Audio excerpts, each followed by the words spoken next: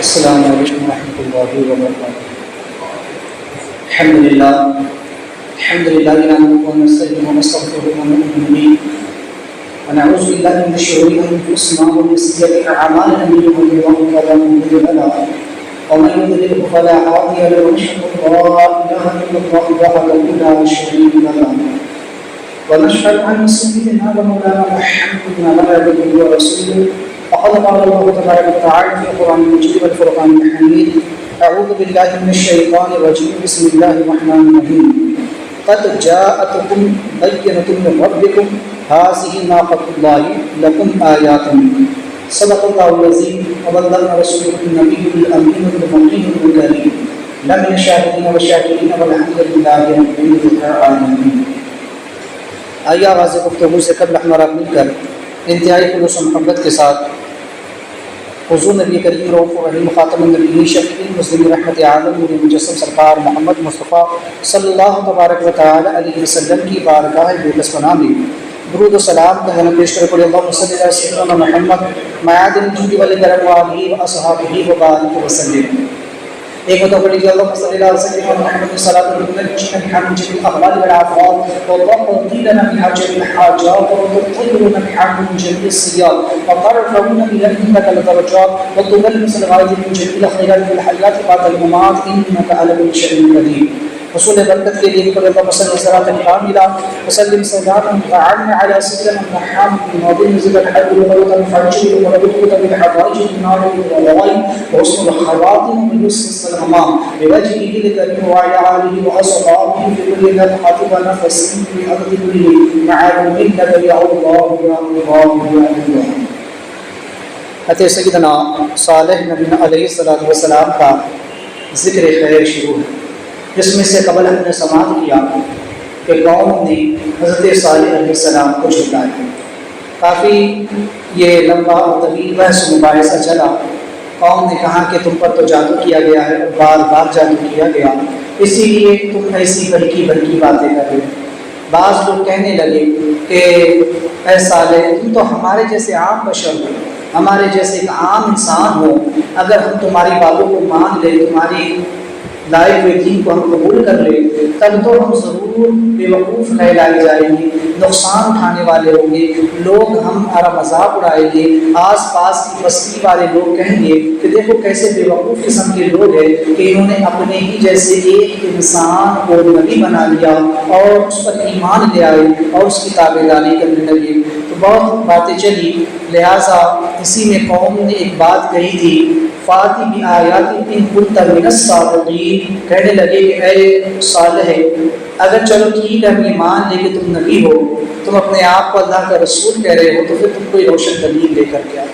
فاتی بآیات ان کنت من الصادقین، تو تم کوئی دلیل لگاؤ، کوئی ایسی مضبوط دلیل پیش کرو کہ جس سے تمہارے نبی اور تمہارے رسول ہونے پر ہمیں پختہ یقین ہو جائے اگر تم سچے ہو۔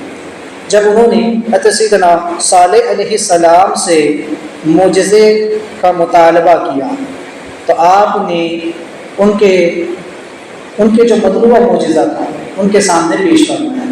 اس سے قبل اللہ تبارک و تعالیٰ ایک مقام پر اور پھر اسی مضمون کو اس انداز میں فرماتا ہے وَإِلَىٰ ثَمُودَ أَخَاهُمْ صَالِحًا قَالَ يَا قَوْمِ اعْبُدُوا اللَّهَ مَا لَكُم مِّنْ إِلَٰهٍ غَيْرُهُ۔ چونکہ یہ واقعہ مختلف مقامات پر الگ الگ پارے میں الگ الگ صورتوں میں بیان ہوا، جیسے حالات رہے اور جیسے معاملات رہے اس اعتبار سے اللہ تبارک و تعالیٰ نے اس قصے کو بیان فرمایا۔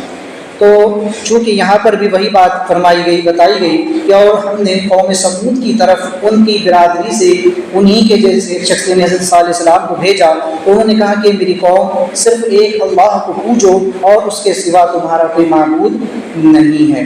تو چونکہ یہاں پر جو فرمایا قال یا قوم اعبدوا اللہ ما لکم من الہ غیرہ ہے نا، تو اس کے بارے میں بار بار تفصیل سے بیان کر چکا ہوں کہ اس کا مطلب کیا ہے کہ آپ نے قوم کو اللہ وحدہ لا شریک کی دعوت کی طرف بلایا۔ چونکہ یہاں پر ایک چیز ہے ہے نا، جس کا معنی ہے کہ اعبد اللہ ما لکم الہ غیری، یعنی کہ اپنی قوم کو آپ نے کافر قوم کو قوم کہہ کر پکارا ہے نا، اور انہیں اپنی طرف مائل کرنے کے لیے آپ نے بڑے نرم لہجے میں قوم سے بات کی. اور یہاں پر ایک لفظ ہے عبادت، یعنی پوجنے کا ہے نا، کہ اعبد اللہ، اللہ کی عبادت کرو، اللہ کو پوجو. تو یہاں عبادت سے کیا مراد ہے؟ چونکہ ایک اللہ وحدہ لا شریک ہی ہے جس کی عبادت کی جاتی ہے، لہٰذا عبادت صرف اللہ کی ہوتی ہے، اور اطاعت اللہ تعالیٰ کی اور اللہ کے نبی کی اور دوسرے بزرگوں کی بھی ہوتی ہے. اس پر بھی میں تفصیل سے پہلے بیان کر چکا ہوں. اور چونکہ اتباع صرف نبی کی ہے اور اللہ تعالیٰ کی نہیں ہو سکتی ہے نا، عبادت صرف اللہ کی ہوگی، لیکن اطاعت یعنی فرما برداری اللہ کی بھی ہوگی، اللہ کے رسول کی بھی ہوگی، اور جو علماء، اولیاء، صلحاء، فقہاء جو بزرگان دین ہیں ان کی بھی ہوگی. لیکن اتباع صرف نبی کی ہوگی، نہ اللہ کی ہو سکتی ہے اور نہ غیر نبی کی ہو سکتی ہے. کیونکہ اتباع کا معنی ہوتا ہے کسی کو دیکھ کر اس کی پیروی کرنا، اور جب ہم نے اللہ کو دیکھا ہی نہیں تو ہم اس کی اتباع کیسے کر سکتے ہیں؟ اور اللہ تبارک و تعالیٰ کوئی عمل کے کرنے سے پاک ہے، یعنی وہ ہماری طرح حرکت نہیں کرتا ہے کہ وہ کوئی عمل کرے گا. تو اس لیے اتباع صرف نبی کی ہوگی، غیر نبی کی اتباع جائز نہیں ہے، کیونکہ نبی اللہ کے حکم سے جو کہتے ہیں، جو بتاتے ہیں، وہ اللہ کے عزم سے، اللہ کے حکم سے بتاتے ہیں. اسی لیے حضور نے فرمایا کہ یہ نہیں کہا حضور نے کہ میری طرح نماز پڑھو، بلکہ فرمایا جیسے مجھ کو نماز پڑھتے دیکھو تم بھی نماز پڑھو. تو ہم نے نماز کا طریقہ کہاں سے سیکھا؟ صحابہ نے نماز کہاں سے سیکھی؟ حضور کو نماز پڑھتے ہوئے دیکھا کہ حضور قیام کیسے کر رہے ہیں، حضور رکوع کیسے کر رہے ہیں، حضور سجدہ کیسے کر رہے ہیں، حضور قاعدہ کیسے کر رہے ہیں، سلام کیسے پھیر رہے ہیں، قرآن کیسے پڑھ رہے ہیں، روزہ کیسے رکھ رہے ہیں، کب سحری ہے، کب افطار ہے، زکوٰۃ کیسے دینی ہے، حج کیسے کرنا ہے، طواف کیسے کرنا ہے. تو یہ ساری جو اعمال ہے، سارے جو اعمال ہیں اور جتنی عبادات ہے یہ نبی کو دیکھ کر ہی کی جاتی ہے. اس لیے اتباع صرف نبی کی ہو، غیر نبی کی اتباع نہیں ہو سکتی. اور اسی طرح جو ہے تو ایک چیز یہاں پر یہ سمجھ لے کہ کفار و مشرکین جو بہت سی نیکیاں کرتے ہیں، بہت سے اچھے کام کرتے ہیں، یا وہ یہ خیال کرتے ہیں کہ ہم بھی عبادت کر رہے ہیں، ہم نیکی کر رہے ہیں، اچھا کام کر رہے ہیں، بہت سے وہ صدقات و خیرات دے دیتے ہیں، غریبوں کو کھلا پلا دیتے ہیں، یہ کر دیتے ہیں، بہت سارے اچھے کام وہ کر لیتے ہیں. تو کیا وہ عبادات میں شمار ہو گئے؟ ہرگز نہیں. اس لیے کہ ان کا کوئی عمل عبادت نہیں بنے گا، اور نہ اس پر انہیں کوئی اجر و ثواب مل سکتا ہے، کیونکہ عبادت وہ نیکی ہے کہ جو نبی کے فرمان کے تحت کی جائے. کوئی عمل عبادت اسی وقت بنے گا جب وہ نبی کے فرمان کے مطابق کیا جائے، جب سب سے پہلے نبی پر ایمان لایا جائے گا، اللہ و رسول کی تصدیق کی جائے گی، اور پھر نبی کے بتانے کے مطابق اس عمل کو کیا جائے گا، تب جا کر اس پر اجر و ثواب ملے گا، تب جا کر وہ عمل عبادت بنے گا. ہم دیکھتے ہیں کہ بہت سارے کافر ہیں جو کہنے کو تو کلمہ بھی پڑھ لیتے ہیں، نماز بھی پڑھ لیتے ہیں، کبھی روزہ بھی رکھ لیتے ہیں، کبھی نیک کام بھی کر لیتے ہیں، تو کیا انہیں ثواب ملے گا؟ ہرگز نہیں ملے گا. ان کا وہ عمل کوئی عبادت نہیں بن سکتا، اور نہ اس پر کوئی ان کو جو ہے تو اجر و ثواب مل سکتا ہے. کیوں؟ کیونکہ دلیل یہ ہے کہ ایمان شرط ہے اور نبی کی اطاعت، نبی کی اتباع، نبی کے کہنے کے مطابق وہ عمل کیا گیا، تب جا کر اس پر اجر و ثواب ملے گا. اب ہم مسلمان کی بھی اگر بات کریں تو اگر مسلمان نماز کو اس طریقے سے پڑھے گا جیسے نبی نے پڑھی ہے اور جیسے پڑھنے کا حکم دیا ہے، جیسے شریعت نے بتایا ہے کہ نماز کیسے پڑھی جائے، روزہ کیسے رکھا جائے، کب یہ ٹوٹ جاتا ہے، کب فاسد ہوتے ہیں، کب یہ مکروہ ہوتے ہیں، کب مکروہ تحریمی ہو جاتی ہے نماز. تو اس طرح سے جب ان مسائل کو مد نظر رکھ کر انسان عبادت کرتا، عمل کرتا ہے، تو پھر وہ عمل عبادت بنتا ہے اور اسی پر اس کو اجر و ثواب ملتا ہے. ورنہ اللہ کے رسول علیہ السلام نے فرمایا کہ انسان 60 برس تک نماز پڑھتا ہے، لیکن ایسی نماز قیامت کے دن اس کے منہ پر کالے کپڑے پہ لپیٹ کر اس کے منہ پہ مار دی جائے. کیوں؟ صحابہ نے پوچھا رسول اللہ کیوں؟ تو فرمایا کہ نہ اس کا رکوع صحیح ہے، نہ اس کا سجدہ صحیح ہے. اسے نماز پڑھنے کا طریقہ ہی نہیں معلوم، وہ صحیح سے نماز پڑھ نہیں رہا ہے، صحیح سے روزہ نہیں رکھ رہا ہے، صحیح سے زکوٰۃ ادا نہیں کر رہا ہے، صحیح سے اس نے حج نہیں کیا ہے، تو پھر اس کی یہ اعمال عبادت نہیں ہے، صرف ایک تھکاوٹ کا ذریعہ، ایک کثرت ہے، ایک محنت ہے جو اس بیچارے نے کی لیکن بدلے میں کچھ بھی نہیں۔ انسان محنت کرتا ہے، مزدوری کرتا ہے، کیوں؟ تاکہ بدلے میں 4 پیسے وہ کمائے، لیکن اگر وہ صحیح ڈھنگ سے کام نہ کرے تو جو جس کے یہاں وہ کام کر رہا ہے وہ شخص اسے پیسہ نہیں دے گا۔ کوئی اگر مزدور ہے، کوئی مستری ہے، اگر وہ کسی کے یہاں کام کرنے جائے اور صحیح سے کام نہ کرے، جو اس کا ٹھیکیدار اسے پیسہ نہیں دے گا۔ بیچارے نے محنت تو کی لیکن صحیح سے نہیں کی تو تنخواہ نہیں کی۔ تو ہر انسان محنت و مزدوری اس لیے کرتا ہے کہ اسے 4 پیسے ملے، لیکن اگر وہ جو کام دیا گیا اسے صحیح طریقے سے نہ کرے تو پھر اس کا مالک اسے کوئی اجرت نہیں دیتا۔ ہمیں اللہ تبارک و تعالیٰ نے پیدا فرمایا ما خلقت الجن والانس الا لیعبدون، ہم نے جن اور انسانوں کو پیدا کیا صرف اپنی عبادت کے لیے، اپنی بندگی کے لیے۔ اگر ہم اس کی بندگی صحیح طریقے سے نہیں کریں گے تو پھر ہمیں کوئی اجر و ثواب نہیں ملنے والا۔ اس کی اگر مثال دی جائے تو جیسے کہ سمجھیے کہ نبی کی جو محبت ہے نا، یہ اصل نبی کی محبت ہی نبی سے نبی کا اتباع کروائی۔ اگر انسان کسی نبی سے سچی محبت کرے گا تو اس نبی کی وہ اتباع بھی کرے گا۔ اگر ہم اپنے آقا کریم صلی اللہ علیہ وسلم سے سچی محبت کرتے ہیں تو یقیناً ہم ان کی اتباع بھی کریں گے، اور جب ان کی اتباع کریں گے تو وہ جو کہیں گے ہم وہ کریں گے۔ انہوں نے کہا نماز پڑھو تو نماز پڑھیں، روزہ رکھو تو روزہ رکھنا ہے، زکوٰۃ ادا کرنے کے لیے کہا تو زکوٰۃ دے دی۔ تو چونکہ اصل ہے نبی سے محبت، کیونکہ یہ بہت اہم چیز ہے کہ انسان جس سے محبت کرتا ہے اس کی ہر بات کو قبول بھی کرتا ہے، اس کی ہر بات بھی مانتا ہے۔ تو محبت ایک وہ آگ ہے جو نبی کا اتباع بھی کرواتی ہے۔ تو چونکہ جیسے آگ ہوتی ہے نا، تو آگ کے اوپر کھانا تیار ہوتا ہے۔ مثال کے طور پر اگر ہمیں پلاؤ بنانا ہے یا کوئی سالن بنانا ہے نا، تو جب تک اس کے تمام اجزاء کو ملا کر اس آگ پر نہ پکایا جائے وہ نہیں بنے۔ مثال کے طور پر پلاؤ کے لے لیجیے، اب پلاؤ میں بہت ساری چیزیں گرتی ہیں، لیکن ان تمام چیزوں کو آپ علیحدہ علیحدہ رکھ دیجئے تو کوئی اسے نہیں کھائے گا۔ آپ کچے چاول رکھ دیجئے، کچا گوشت رکھ دیجئے، ہے نا، ایک طرف صرف پانی رکھ دیجئے، اس کا سامان رکھ دیجئے، مسالہ رکھ دیجئے، تو کوئی اسے نہیں کھائے گا۔ جب تک ان تمام چیزوں کو آگ پر نہ رکھا جائے، اسے نہ پکایا جائے، جب تک آگ نہیں جلائی جائے گی وہ چیزیں نہیں پکیں گی اور کھانے کے قابل نہیں بنے۔ اسی طرح یہ تمام نیک اعمال اگرچہ علیحدہ علیحدہ پڑے، چاول حلال ہے، گوشت حلال ہے، دیگر مسالے حلال ہیں، لیکن جب تک یہ آگ پر نہیں پکتے یہ کھانے کے قابل نہیں بنتے۔ اسی طرح یہ نیکیاں سب بکھری ہوئی ہے، یہ نماز ہے، یہ روزہ ہے، یہ صدقہ ہے، یہ زکوٰۃ ہے، یہ خیرات ہے، یہ دیگر جتنے بھی نیک اعمال ہے یہ سب بکھرے ہوئے ہیں۔ جب تک نبی کی سچی محبت نہیں ہوگی یہ اعمال عبادت نہیں بنتے، یہ اعمال عبادت نہیں بن سکتے جب تک نبی سے محبت نہ۔ آپ کا کام کیا ہے؟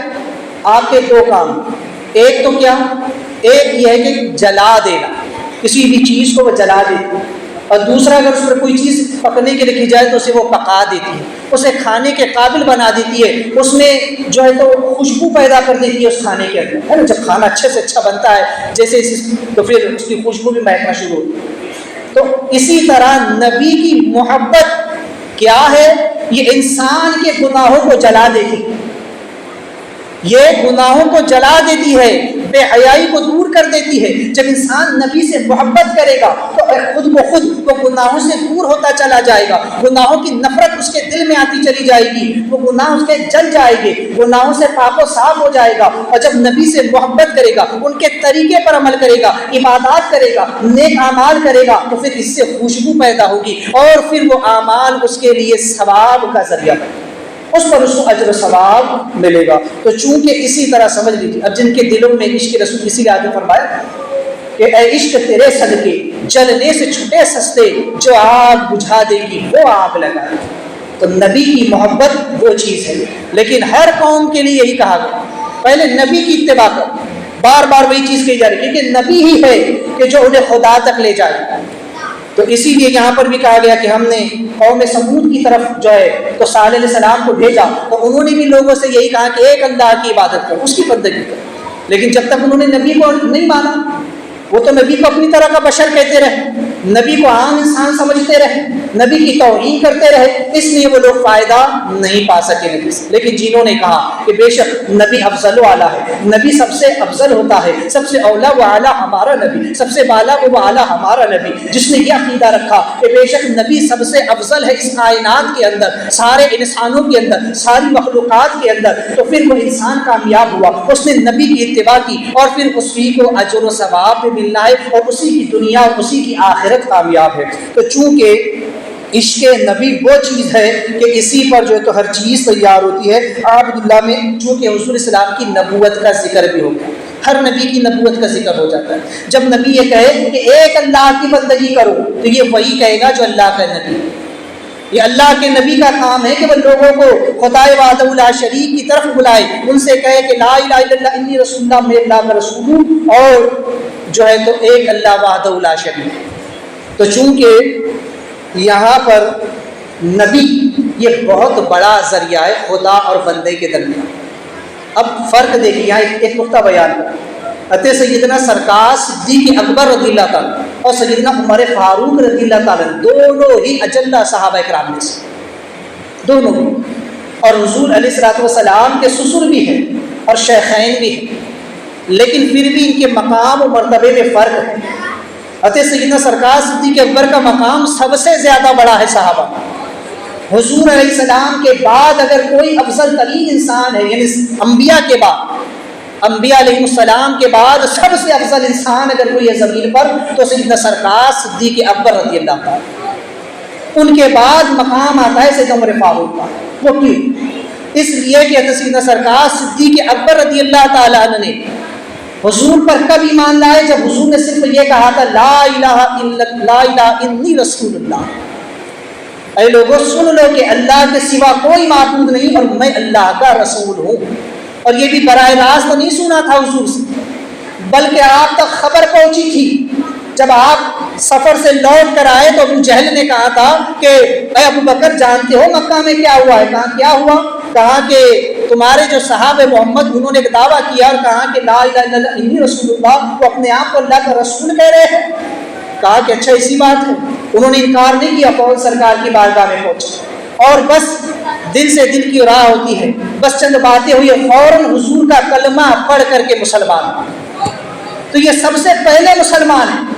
یہ کیا دیکھ کر؟ صرف حضور کو دیکھ کر کے ایمان لائے، حضور سے صرف یہ سن کر کے ایمان لائے ہے کہ میں اللہ کا رسول ہوں، وہ فوراً ایمان لے کر کے آ گئے۔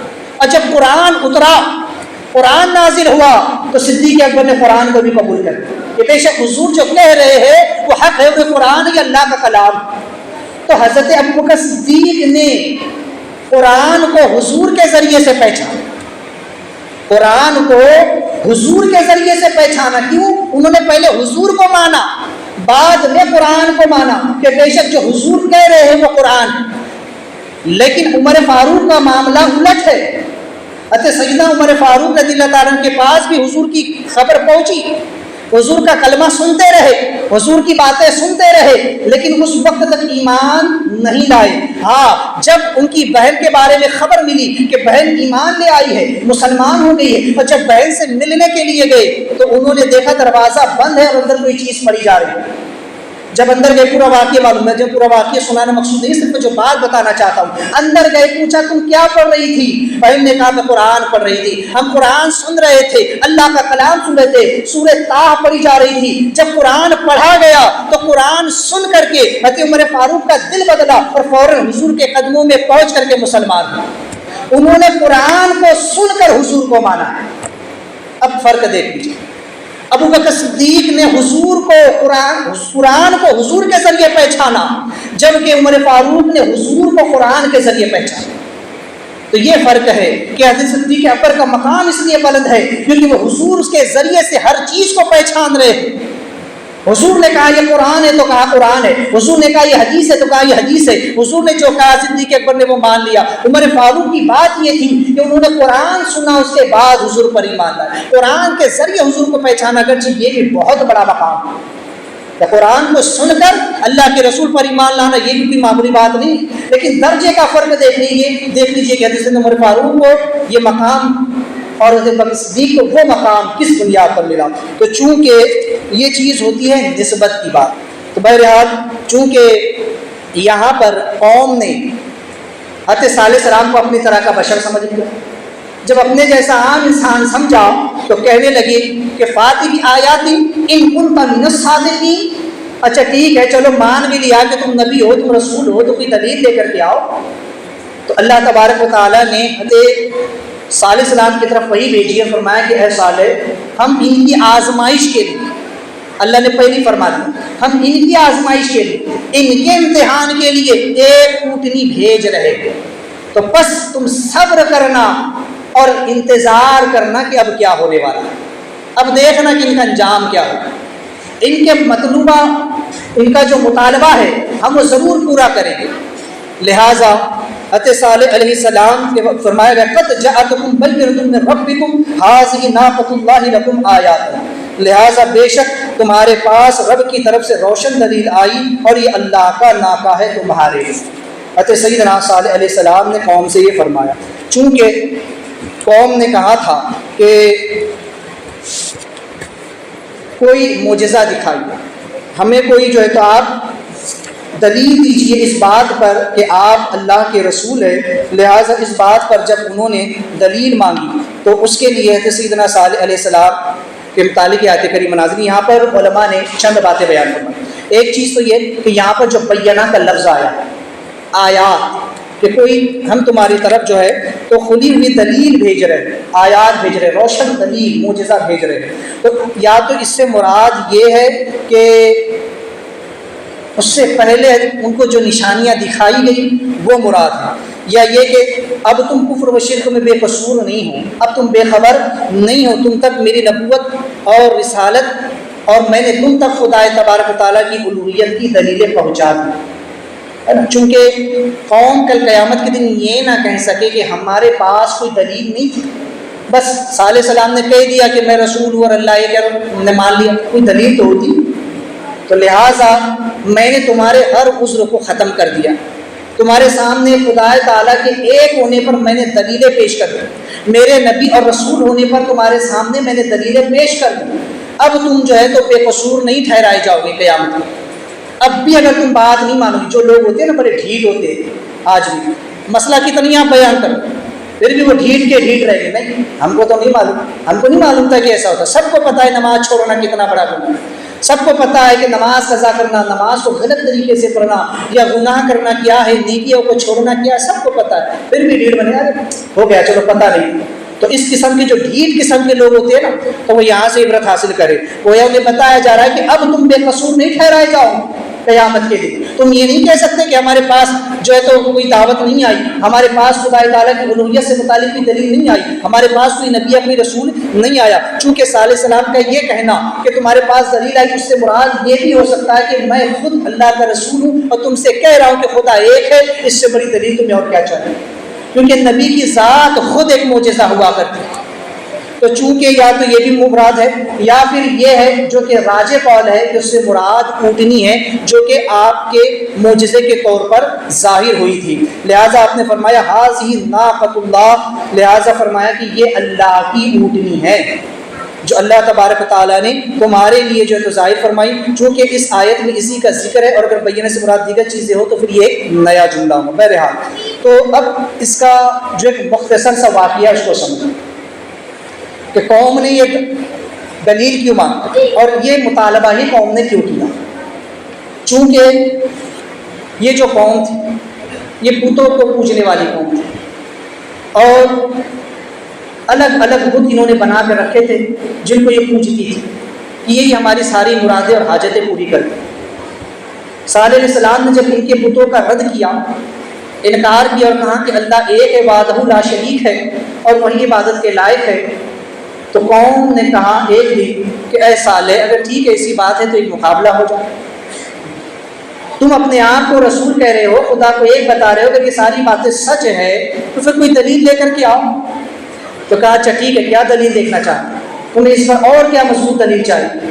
کہنے لگے کہ فلاں دن ہمارا تہوار ہے، ہمارا ایک میلہ لگے، چونکہ اس قوم کا ایک تہوار ہوتا تھا، سال میں ایک مرتبہ آتا تھا، جس میں وہ پورے کے پورے لوگ، پوری کی پوری قوم اپنے شہر سے باہر نکل کر ایک الگ مقام پر جہاں انہوں نے بت بنا رکھے تھے الگ الگ، وہاں جا کر کے وہ قوم میلہ لگاتی تھی، اور وہاں دن بھر کھیل کود و لئی تماشا ہوا کرتا، ان کی پوجا پاٹ ہوتی، اور جو تو بڑے کفریہ شرکیہ اور حرام کاریاں وہاں ہوا کرتی۔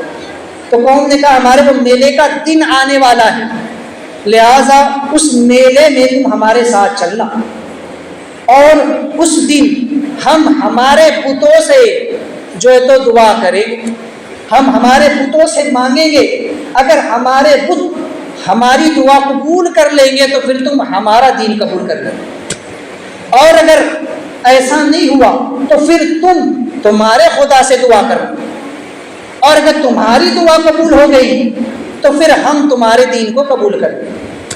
یہ شرط ان لوگوں نے رکھی۔ صالح علیہ السلام نے ان کی شرط کو قبول فرما لیا۔ یہاں مسئلہ سمجھ کہ یہ انبیاء علیہ السلام کا خاصہ ہوتا ہے، اور ان کے توسط سے بعض اولیاء کرام کو یہ اختیار دیا جاتا ہے کہ وہ ایسی شرطیں قبول کرے، اور جو اجلہ قسم کے علماء ہوتے ہیں یا تو پھر ان کے لیے یہ ہوتا ہے کہ وہ کفار و مشرکین کے ایسے چیلنج کو قبول کرے جب کہ وہ پختہ دلیل دے دے، ٹھیک ہے، جو ایسی دلیل نہیں دے سکتا تو پھر اس انسان کو ایسا چیلنج قبول بھی نہیں کرنا چاہیے۔ آج ہمارا حال یہ ہے کہ ہمیں کچھ نہیں آتا، لیکن ہاں بھلا دیوبندی وہابی بھلا ڈھکا اس کا چیلنج، ہم چیلنج کرنے نکل جاتے ہیں، دوسروں کے چیلنج قبول کرنا شروع کر دیتے ہیں۔ یہ کوئی کھیل نہیں ہے، دین ایک حقانیت کی بات ہے، یہاں پر حق اور باطل کا معارکہ ہونے والا ہے، صحیح اور غلط کی پہچان ہونے والی ہے۔ یہ کوئی کھیل نہیں ہے کہ ہم نے کہہ دیا ہاں بس چلو تم نے کہا میں نے قبول کر لیا، اس نے کہا اس نے قبول کر لیا۔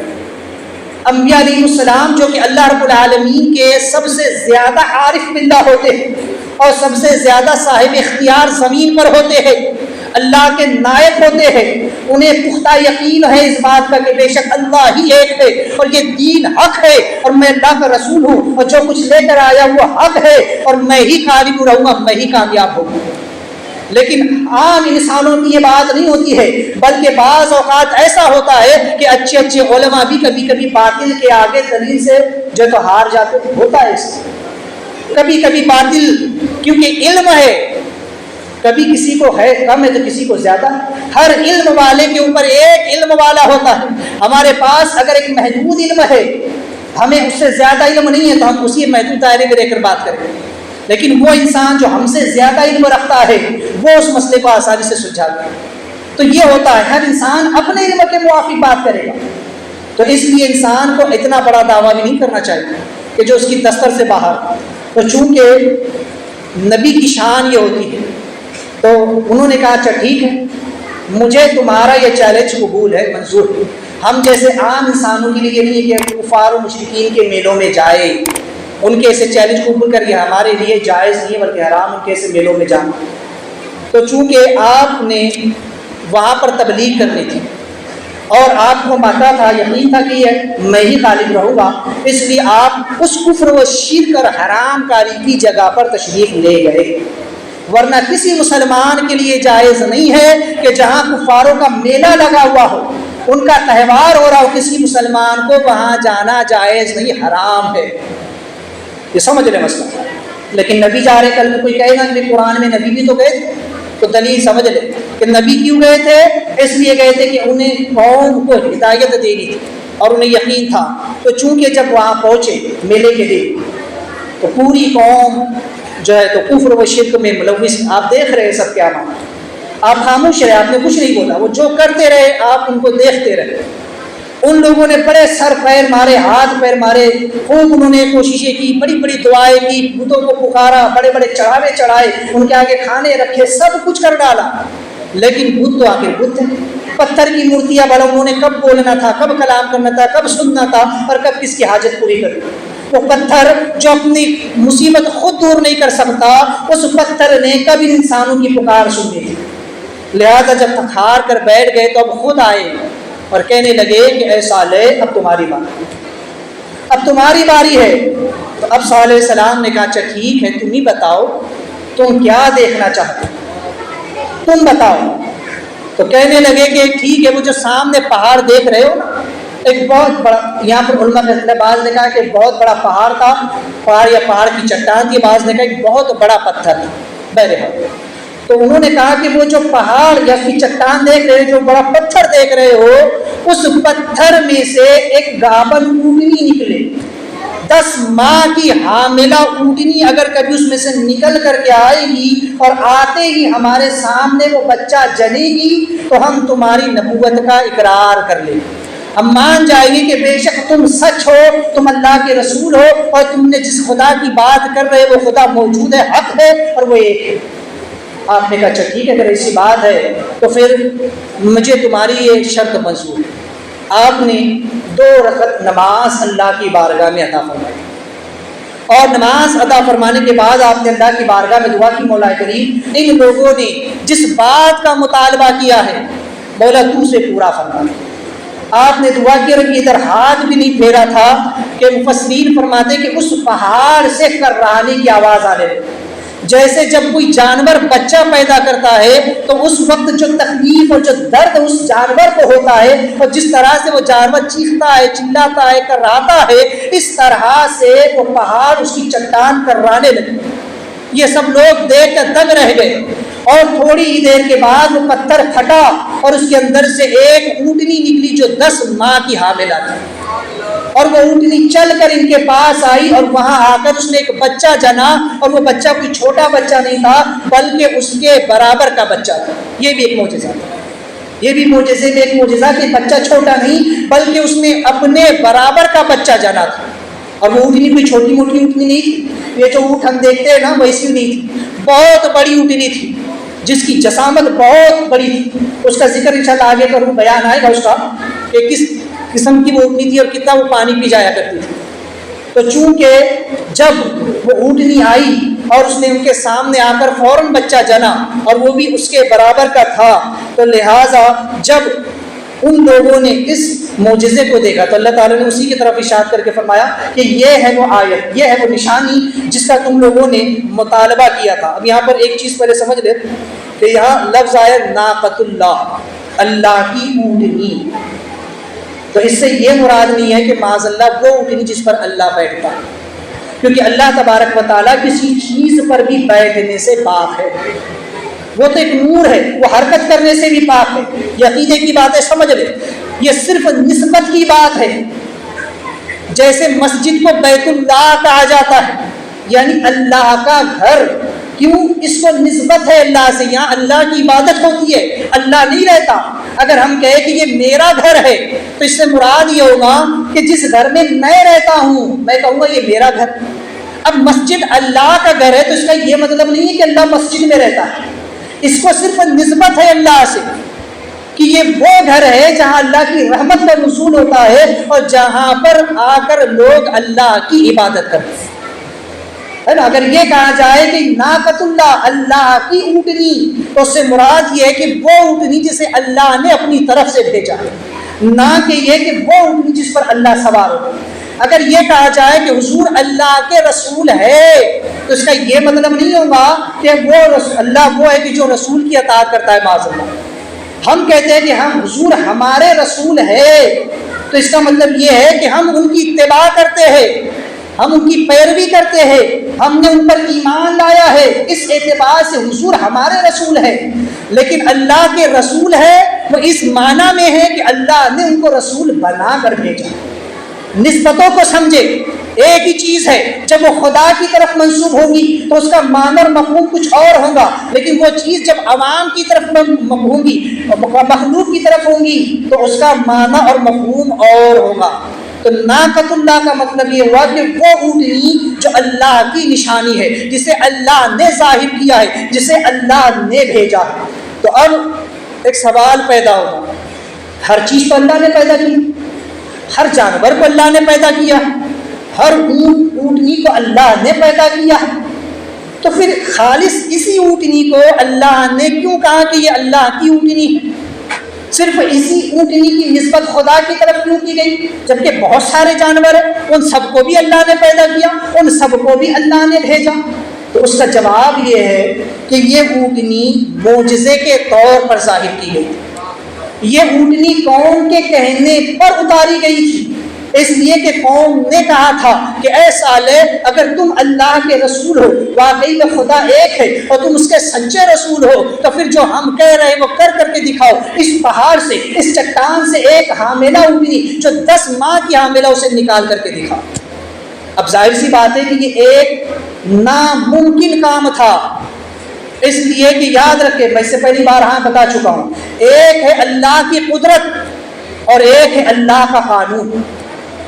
اللہ کا قانون یہ ہے کہ یہ جو دنیا ہے یہ عالم اسباب ہے، یہاں کا ہر کام سبب سے ہوگا، یہاں کا ہر کام واسطے اور وسیلے سے ہوگا، بغیر وسیلے کے دنیا کا کام نہیں چلنے والا۔ مثال اگر میں دوں تو چاہے وہ انسان ہو، چاہے وہ جانور ہو، چاہے وہ پرند ہو، کوئی بھی جتنے جاندار ہے، جن میں جان بستی ہے اور جو اپنی طرح اپنے نسب کو آگے بڑھا رہے ہیں، ان سب میں رب کا قانون ہے۔ کیا ہے؟ اللہ نے ہر چیز کا جوڑ پیدا فرمایا، نر اور مادہ کو اللہ نے بنایا ہے، انسان میں بھی مرد اور عورت کو بنایا ہے، جانوروں میں بھی اللہ نے نر اور مادہ بنائے ہیں، اور جب ان کا آپس میں ملاپ ہوتا ہے، اختلاط ہوتا ہے، اور جب ایک مرد کی منی عورت سے شرمگاہ میں جاتی ہے، اسی طرح جو نر جانور ہوتا ہے اس کی منی مادہ جانور کے رحم میں جاتی ہے، تب وہاں پہنچ کر اس میں جو خون اس کی منی ہوتی ہے وہ مل کر کے پھر وہ خون کا لوتڑا بنتا ہے، اور پھر وہ لوتڑے میں دھیرے دھیرے گوشت چڑھتا ہے، اور پھر وہ دھیرے دھیرے ایک انسان کی، اگر انسان کا بچہ ہے تو انسان کی، جانور کا ہے تو جانور کی، پرندے کا ہے تو پرندے کی، وہ جس کا بھی ہے ویسی شکل و اختیار کرتا ہے۔ یہ کون ہے؟ اللہ تعالیٰ، جو یہ قدرت ہے رب تعالیٰ کی، یہ سب کر رہا ہے، لیکن یہ سب عالم، یہ سب کیسے ہو رہا ہے؟ یہ سب اسباب سے ہو رہا ہے۔ جب تک مرد و عورت یا نر و مادہ کا ملاپ نہیں ہوگا، جب تک اس کے درمیان چفتی نہیں ہوگی، اور جب تک اس کی منی ادھر نہیں پہنچے گی، تب تک یہ پروسیسر نہیں ہوگا۔ انسان کے لیے 9 ماہ ہے، جانوروں کے لیے الگ الگ ہے، ہر ایک کے لیے الگ الگ تاریخ مدت متعین ہے۔ جب وہ تاریخ پوری ہوتی ہے تو پھر وہ بچہ یا وہ جانور یا وہ انسان جو بھی ہے وہ دنیا میں جنم لیتا ہے۔ یہ قانون ہے، بغیر اس کے نہیں ہوا۔ ایسا نہیں کہ آسمان سے الگ سے بچے اتر رہے ہیں، ایسا نہیں ہے کہ بس آسمان سے الگ سے جو ہے تو کوئی جانور پیدا ہوتے رہ رہے ہیں۔ یہ قانون ہے اللہ۔ تو ہر کام دنیا کا واسطے اور وسیلے سے چل رہا ہے، لیکن اب وہ کام کہ جو واسطے اور وسیلے اور قانون سے ہٹ کر ہوتا ہے، ہمارے لیے وہ ناممکن ہوتا ہے، ہمارے لیے وہ ناممکن ہوتا ہے، لیکن اللہ کے لیے وہ ممکن ہے، اسی لیے وہ اللہ کی قدرت ہے۔ انسان میں یہ قدرت نہیں ہے کہ وہ صرف عورت بغیر جو ہے تو مرد کے بچہ پیدا کر دے، کوئی مادہ بغیر نر کے ساتھ اختلاط کیے ہوئے کوئی بچہ پیدا کر لے گی، نہیں۔ تو قانون الگ ہے، قدرت الگ ہے۔ اللہ تبارک و تعالیٰ چاہے تو بغیر اس اختلاط کے بھی پیدا کر سکتا ہے، جیسے اس نے سیدنا آدم علیہ السلام کو بغیر ماں اور باپ کے پیدا فرمایا، جیسے اس نے حضرت سیدنا حوا رضی اللہ تعالی عنہا کو بغیر ماں کے پیدا فرمایا، کہ انہیں صرف حضرت آدم علیہ السلام کی پسلی سے پیدا فرمایا۔ حضرت سیدنا عیسیٰ نبی علیہ السلام کو روح اللہ اسی لیے کہا جاتا ہے کہ اللہ نے انہیں بغیر باپ کے پیدا فرمایا۔ روح اللہ کا، جیسے میں نے بتایا نا، ناقۃ اللہ، بیت اللہ، تو یہاں پر روح اللہ، اس کا مطلب کیا ہوا؟ اللہ کی روح۔ اب یہ نہیں کہ جیسے ہمارے جسم میں روح ہے تو ویسے معاذ اللہ عیسیٰ علیہ السلام اللہ کی روح ہے، معاذ اللہ ایسا ہر کسی۔ یہاں معنی اور مفہوم یہ نہیں بنے گا، بلکہ اس کا مطلب یہ ہے کہ وہ کلمہ یا وہ روح جسے اللہ نے بغیر باپ کے حضرت سیدنا مریم رضی اللہ تعالی عنہا کے رحم میں پھونکا ہے، بغیر باپ کے اللہ نے جس کو پیدا فرمایا وہ سیدنا عیسیٰ علیہ السلام ہے، جو اللہ کی طرف سے آئے ہیں، تو لہٰذا وہ روح اللہ ہے۔ اللہ کا کلمہ ہے، کلمۃ اللہ ہے، روح اللہ ہے۔ تو اسی طرح یہاں پر ناقۃ اللہ کا معنی ہے وہ اونٹنی جسے اللہ تبارک و تعالیٰ نے بھیجا، جو بغیر عالم اسباب کے صرف اللہ کی قدرت سے ایک پتھر سے پیدا۔ آپ دیکھ لیجیے، آپ دو پتھروں کو ملا کر کے رکھ دیجیے، اس سے آپ کو کبھی تیسرا پتھر نہیں ملنے والا، کیونکہ یہ سلسلہ جانداروں میں ہوتا ہے، غیر جاندار میں نہیں ہوتا ہے۔ تو چونکہ دو پتھروں کو آپ ملا کر کے برسوں تک رکھ دیجئے، تیسرا پتھر وہاں سے نہیں نکلنے والا، لیکن اللہ تبارک و تعالیٰ قادر مطلق ہے، اس نے اسی پتھر سے ایک زندہ اونٹنی کو نکال دیا، اور پھر وہ اونٹنی بھی ایسی کہ جو 10 ماہ کی حاملہ تھی، اور جب وہ آئی تو آ کر اس نے قوم کے سامنے بچہ جنا، جسے دیکھ کر کے جو قوم کا سردار تھا، اس کا نام جو ہے تو جندب غالباً بتایا گیا ہے، تو چونکہ وہ سب سے پہلے ایمان لے کر گیا، جو کہ ایک قبیلے کا سردار تھا، جب اس نے یہ دیکھا تو فوراً وہ جو ہے صالح علیہ السلام پر ایمان لے کر آیا، اور اسے دیکھ کر چند لوگ ایمان لے کر کے آئے، ہے نا۔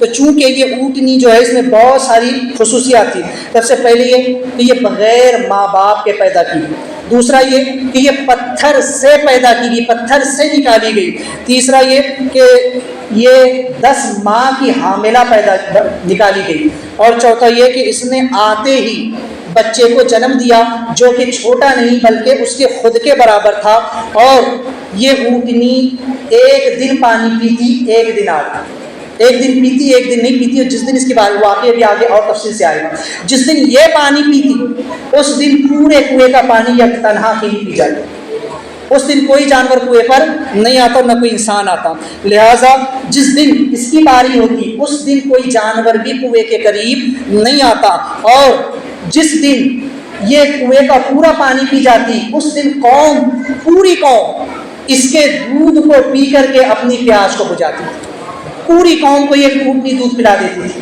اور اس کے بعد یہ کہ یہ جس کھیت سے گزر جاتی تھی، جس چراگاہ سے گزر جاتی تھی، اور جس کھیت میں یہ کھا لیتی تھی، اللہ اس میں برکتیں پیدا فرماتی تھی۔ تو چونکہ یہ اللہ کی طرف سے آئی تھی، تو جس میں اتنی ساری آیات، اسی لیے اللہ تعالیٰ نے یہاں پر فرمایا کہ قد جاءتکم بینۃ من ربکم، یہ روشن دلیل ہے تمہارے رب کی طرف سے، اس میں نشانیاں ہیں، اس میں آیتیں ہیں، اس میں دلیلیں ہیں تمہارے لیے، سمجھنے والوں کے لیے۔ ھذہ ناقۃ اللہ، یہ اللہ کی طرف سے آئی ہے، یہ اللہ کی اونٹنی ہے۔ اب یہاں پر چند باتیں سمجھ لیجیے کہ یہ ایک اونٹنی تھی جو معجزے کے طور پر ظاہر کی گئی، تو جب یہ اونٹنی جو معجزے کے طور پر آئی تو اس میں اتنی ساری خصوصیات آ گئی کہ یہ اونٹنی تنہا جو ہے تو پورے کنویں کا پانی پی جاتی، پوری قوم کو بھی سیراب کر دیتی، اور ساتھ ہی ساتھ جس چراگاہ سے یہ کھا لیتی تھی، جس کے کھیت میں یہ چلی جاتی تھی اور کھا لیتی، اس کے کھیت میں اللہ برکتیں ہی برکتیں پیدا فرماتے۔ تو نسبت دیکھے، بس بات نسبت کی کرو، اللہ نے فرمایا ناقۃ اللہ، اللہ کی اونٹنی۔ تو جب اللہ کی اونٹنی میں اتنی برکتیں ہیں، اونٹنیاں تو بہت ہے، لیکن جس اونٹنی کو اللہ سے نسبت ہو گئی، اس اونٹنی کے اندر یہ خاصیت آ گئی کہ وہ جس کے کھیت میں چلی جائے اللہ اس کے کھیت میں برکتیں برکتیں کر دیتا ہے۔ اب سنیں کہ جو ولی اللہ کا لفظ قرآن میں آیا ہوا ہے، الا ان اولیاء اللہ لا خوف علیہم ولا هم يحزنون، اللہ کے وہ دوست جنہیں اللہ سے نسبت ہو گئی، یہ ناقۃ اللہ ہے، یہ اللہ کی اونٹنی ہے، تو اس کی یہ برکتیں ہیں۔ جو اللہ کا دوست ہوگا، جو اللہ کا ولی ہوگا، اس کی برکتوں کا عالم کیا ہوگا؟ وہ ولی جس کے گھر میں چلا جائے گا، وہ ولی جس کے گھر سے کھا لے گا، وہ جس کے حلال مال سے کھا لے گا، اللہ اس میں کتنی برکتیں پیدا فرما دے گا۔ اسی لیے لوگ اولیاء اللہ کو بلاتے ہیں اپنے گھروں میں، علماء کو بلاتے ہیں، کیوں؟ کیونکہ یہ نسبت کی بات ہے، نسبت سے شے ممتاز ہوتی ہے، جس کی نسبت جیسی ہوتی ہے اللہ تعالیٰ برکتیں بھی ویسے پھر اس کے اندر نازل فرماتا ہے۔ لیکن لوگوں کو انسان اور جانوروں اور پتھروں کا فرق سمجھ نہیں آتا۔ ان وہابیوں دیوبندیوں کو ان کی عقل مات کھا گئی ہے، ان لوگوں کو یہ فرق نہیں سمجھ میں آتا، یہ بس یہ سمجھتے ہیں کہ جیسے فرق دیکھیے، ان کافروں نے بتوں سے مانگا، پورا دن گڑ گڑاتے رہے لیکن کچھ نہیں ملا. لیکن صالح علیہ السلام نے 2 رکعت نماز پڑھ کر اللہ سے مانگا تو اللہ تعالیٰ سے جو مانگا اللہ نے وہ عطا فرما دیا. اب وہابی دیوبندی کہتے ہیں کہ دیکھو وہ کافر بتوں سے مانگتے ہیں اور تم مولیہ اللہ سے مانگتے ہو, تم ولیوں سے کہتے ہو. تو سنو, ہم صرف ولیوں کا وسیلہ لگاتے ہیں. اے مولا اس تیرے نیک بندے کے وسیلے سے اس کام کو تو پورا فرما دے. صالح علیہ السلام چونکہ خود نبی ہے وہ کیا کس کا وسیلہ لیں گے, کیونکہ یہ قانون ہے ادنا اعلیٰ کا وسیلہ لیتا ہے. جو خود اعلیٰ ہے وہ ادنا کا وسیلہ کیا لے گا؟ چھوٹا بڑے کا وسیلہ لگاتا ہے, بڑا چھوٹے کا نہیں. چونکہ صالح علیہ السلام نبی ہے اور اس وقت قوم میں سب سے افضل آپ ہے, آپ کے اوپر کوئی نہیں ہے, اس لیے آپ نے کسی کا وسیلہ نہیں لگایا. کیونکہ آپ کا ڈائریکٹ تعلق اللہ سے ہے, اس لیے آپ نے ڈائریکٹ اللہ تعالیٰ سے مانگا. لیکن ہم امتی ہے اور حضور کے امتی ہے, اور حضور سارے نبیوں کے نبی ہے, بلکہ وہ ہے کہ جن کی ضرورت سارے نبیوں کو, ہم ان کے امتی ہے. اس لیے جب ہم مانگیں گے تو ان انبیاء کے, ان اولیاء کے وسیلے سے مانگیں گے تو مانگا اللہ ہی سے جاتا ہے, لیکن ان بزرگوں کے وسیلے سے مانگا جاتا ہے. صالح علیہ السلام نے 2 رکعت نماز پڑھ کر خدا سے مانگا, اور ہم یا تو نماز بھی پڑھ سکتے ہیں اور اللہ کے ولیوں کا وسیلہ بھی لگا کر اگر مانگے تو اللہ عطا فرما دیتا ہے. اب دیکھیں کہ وہ اونٹنی جو معجزے کے طور پر ظاہر ہوئی ہے اس کی یہ خاصیت ہے. تو پھر اللہ والے جن کے دلوں سے اسرار نکلتے ہیں, جب پتھر سے اونٹنی نکلی تو یہ اس کی شان ہے. اولیاء اللہ جن کے دلوں میں اللہ کا نور بستا ہے, جن کے دلوں میں تقویٰ اور طہارت ہوتی ہے, جن کے دلوں میں خوف خدا ہوتا ہے, اور جن کے دلوں سے ہر وقت اسرار اور رموز کی باتیں نکلتی ہے, جن کے دلوں سے کشف و الہام کی باتیں نکلتی ہے, ان کا معاملہ کیا ہے؟ تو لہٰذا یہ اللہ والے ہوتے ہیں کہ جس نسبت جب ان کے ساتھ ہو جائے تو پھر اللہ تبارک و تعالیٰ ویسی برکتی بھی ظاہر فرماتا. تو چونکہ اب یہ فرق نہیں سمجھے, وہی میں بتا رہا ہوں. آپ دیکھیں کہ پتھر, وہاں پر بھی پتھر ہی تھے, جن پتھروں کو کفار و مشرکین پوج رہے تھے, لیکن ان پتھروں نے کچھ نہیں سنا. انہوں نے چڑھاوے چڑھائے, انہوں نے کچھ نہیں کھایا. لیکن صالح علیہ السلام نے بعض علماء فرماتے ہیں کہ جب نماز پڑھ کر کے اس پتھر کی طرف اشارہ کیا کہ مولا اس پتھر سے اونٹنی ظاہر فرما, تو آپ کا اشارہ پاتے ہی پتھر ہلنے لگا, پتھر کررانے لگا, اور اس پتھر پھٹ گیا اور اس میں سے اونٹنی نکل کر کے آئی. وہ بھی پتھر ہی تھے جن کو کافر پوج رہے تھے, لیکن وہ بھی پتھر تھا جس کی طرف نبی نے اشارہ کیا. کافروں نے جن پتھروں کو پوجا, ساری زندگی پوجا, وہ پتھر کچھ نہیں دے سکے, لیکن نبی نے جس پتھر کو اشارہ کر دیا وہ پتھر پھٹ گیا اور اونٹنی نکل کر کے ظاہر ہوئی. یہ اللہ والوں کی طاقت ہوتی ہے. تو یہ نسبت کی بات ہوتی ہے. پتھر اور انسان کا فرق سمجھے. وہ پتھر تھے جن پر چڑھاوے چڑھائے گئے پھر بھی کچھ نہیں دے سکے, لیکن اونٹنی جو معجزے کے طور پر آئی تھی, جس کی نسبت اللہ سے ہو گئی, اس میں یہ طاقت تھی, یہ صلاحیت تھی کہ جس کے کھیت سے چلی جاتی اس کے کھیت میں برکتیں ہی برکتیں ہو جاتی. انسان ہم بھی ہے, انسان اولیاء اللہ بھی ہے, انسان انبیاء بھی ہے, لیکن فرق دیکھے نبیوں کا مقام کتنا بلند ہے, ولیوں کا مقام کیا ہے, لیکن ہم عام انسانوں کی اوقات کیا ہے. ہم تو رات دن گناہ کرتے ہیں, ہم اتنی نمازیں پڑھتے ہیں, اتنے روزے رکھتے ہیں, سب کچھ کرتے ہیں, اتنی دعائیں کرتے ہیں, پھر بھی ہماری دعا قبول نہیں ہوتی ہے جلدی. لیکن اللہ والوں کی شان کیا ہوگی؟ وہ صرف اشارے کرتے ہیں, کام ہو جاتے ہیں. سرکار غوث پاک تو ٹھوکر سے مردوں کو زندہ فرما دیتے ہیں. یہ شان ان کی ہے. یا تو ہم مرغے پہ مرغے کھائے جا رہے پھر بھی کچھ نہیں ہے, لیکن وہ صرف اگر مرغے کی ہڈیوں پر ہاتھ رکھ کر کم بسم اللہ کہتے اسے بھی زندہ فرما دیتے ہیں. تو پھر وہ کیسے ہماری مثل ہو گئے؟ یہ نسبت کی باتیں ہوا کرتی ہے. انسان ہم بھی ہے, انسان وہ بھی ہے, اور انسان نبی بھی ہے. لیکن فرق دیکھ لیجئے, ہم انسان ہو کر بھی ہم سورج کے تابع دار ہیں کہ سورج جب نکلے گا تو ہی دن ہوگا, ہم کہیں گے دن ہو گیا. سورج چلے گا تو اس اعتبار سے ہم نمازیں پڑھیں گے, ہم سورج کے اعتبار سے کام کریں گے. کتنے بجے کیا کام کرنا ہے, یہ سارا وقت سورج کے اعتبار سے چلتا ہے, اور انسان وقت کے اعتبار سے چلتا ہے, لیکن سورج میرے نبی کے اشاروں سے چلتا ہے. یہ فرق ہوتا ہے. انسان ہم بھی ہے, انسان نبی بھی ہے, لیکن فرق دیکھ لیجئے کہ ہم عام انسان ہیں, ہم سورج کی تابعداری کرتے ہیں لیکن سورج نبی کی تابعداری کر رہا ہے. یہ فرق دیکھیں. جو وہابی کہتے ہیں کہ تم پتھروں ان ولیوں سے کیا مانگتے ہو, ان ولیوں کو کیوں پکارتے ہو, ان کے وسیلے کیوں لگاتے ہو, یہ کیا کرنے والے بیوقوفو, یہ نسبت کی بات ہے.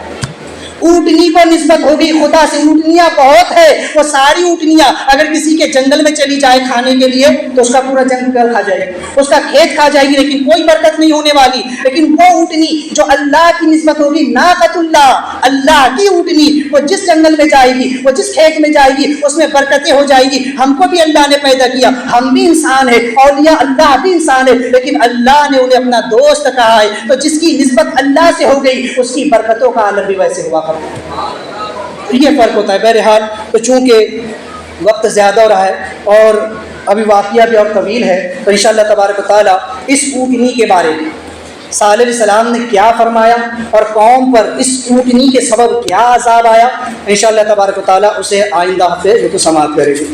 آئیے, چونکہ نماز کے مسائل کا سلسلہ شروع تھا تو یہاں پر بھی چند معاملات, دو مسئلے آپ سماعت کریں.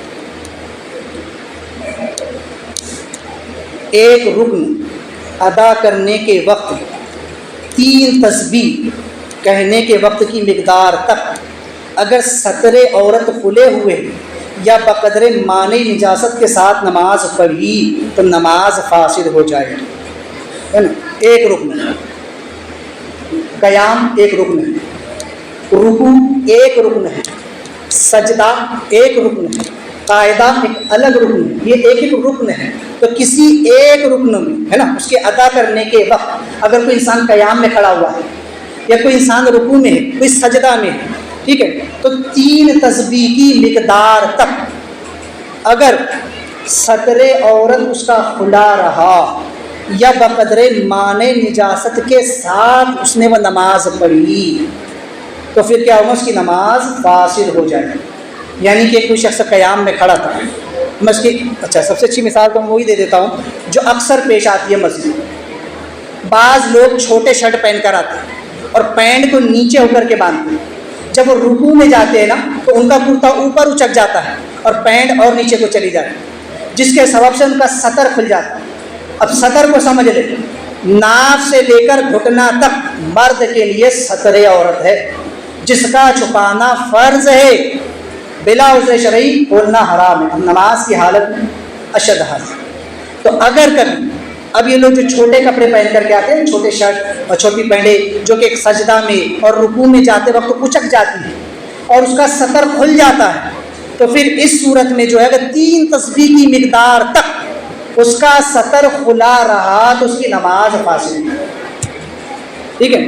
اب اس صورت میں ہے کہ بلا قصد ہو, اگر بلا قصد ایسا ہو گیا, انجانے میں ہو گیا, مان لیجیے کوئی شخص تھا, اب کپڑا اڑ کر کے ہوا سے اڑ گیا, ہے نا, یا اچانک کسی کا پیجامہ کھل گیا, تہبند کھل گیا, تو یہ ایک الگ چیز ہے. یہ بلا قصد ہوا, اس نے اپنی مرضی سے نہیں کیا, ایسا ہو گیا.